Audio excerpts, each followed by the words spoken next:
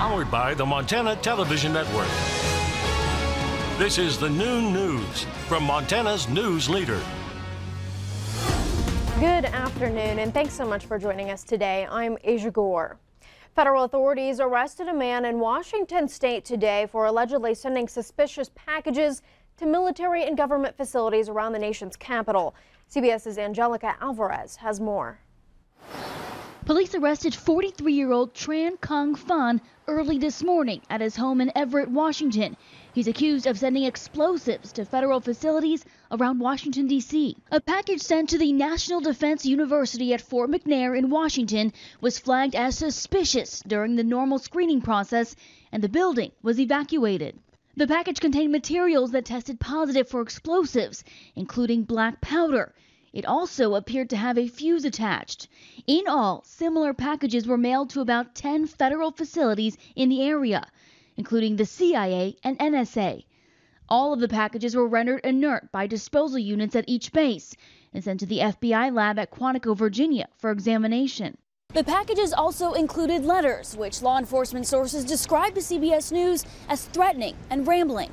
It was just a week ago that 27-year-old Mark Anthony Condit was accused of delivering package bombs that killed 2 people and injured others in and around Austin, Texas. Condit killed himself with a bomb as authorities closed in. The FBI does not believe the cases are related. Angelica Alvarez, CBS News, Washington. The suspect is expected to make his first court appearance later today. Here in Montana, a man died after falling in front of a snowblower in Big Sky. Dispatch received a call Monday afternoon reporting an unattended death on Ridgeview Loop Road. Gallatin County Sheriff's deputies and the Big Sky Fire Department responded. They learned the victim had fallen into the front of the snowblower and died from his injuries. The man's name has not been released. A third suspect in the murder of a Helena couple last week made his first court appearance. Journey Weinke is charged with 2 counts of deliberate homicide, tampering with evidence, burglary, and theft. His bond was set at $500,000 Monday. Weinke is the third suspect arrested in connection with the murders of David and Charla Taylor, who were found dead in their home. Kyle Ham and the couple's adopted son, Caleb Taylor, also face murder charges. Prosecutors allege Taylor, along with Ham, Weinke, and a 4th person, burglarized the victim's business March 10th. The murders apparently took place after the Taylors confronted their son about the crime. Ham allegedly told investigators he stayed outside the Taylors' home on the night of the murder while Taylor and Weinke went inside. A new Helena nonprofit is taking unwanted firearms off the streets. Bruce Seiler and Chip Ayers are co-founders of the National Center of Unwanted Firearms. Both men worked for the U.S. Secret Service and have a combined 80 years of experience with firearms. People can submit a gun and choose to have it sold or destroyed, or if the gun has historical value, this organization will coordinate with a museum. In some cases, the guns received may be made available to law enforcement for training. Another part of the center's mission is to promote gun safety in the home. Cold expansion in the Powder River Basin denied for now. A federal judge ruled the U.S. government must find an alternative to a plan that could have opened 15 million acres for development. The order states the BLM did not properly consider the impacts on the environment and climate change when it approved a 2015 plan to increase the acreage for mining and oil and gas drilling in Montana and Wyoming. The judge rejected arguments from environmentalists to halt coal mining and oil and gas drilling completely in the Powder River Basin region. Instead, he directed all sides to meet and develop a solution. Montana's former Superintendent of Public Instruction, now one of 3 finalists for Superintendent of Seattle Public Schools.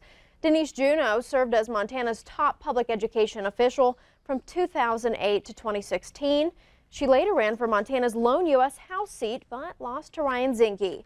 The Seattle district's search for new leadership began at the start of 2018 and is now narrowed to 3 finalists.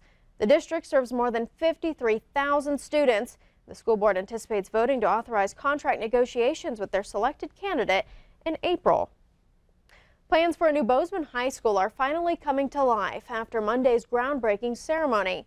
Last spring, voters approved the $125 million bond for the school. $93 million will go towards the construction of the new building, which will begin this summer. Most of the renovation work, though, will happen 2 years from now. The new high school is set to open in the fall of 2020. Before we get to break, the latest installment in a popular video game series may look familiar. It's set here in Montana.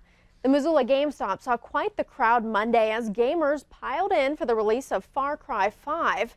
The game is set in Big Sky country. Far Cry is a video game franchise first released in 2004. The 4 earlier versions have been set in locations around the globe, but this one is set in the fictional Hope County, Montana. Still ahead on the new news, another arrest related to the disgraced ex-USA gymnastics doctor's sexual misconduct. Details when we come back. But first, Connor has our weather forecast. Stay with us.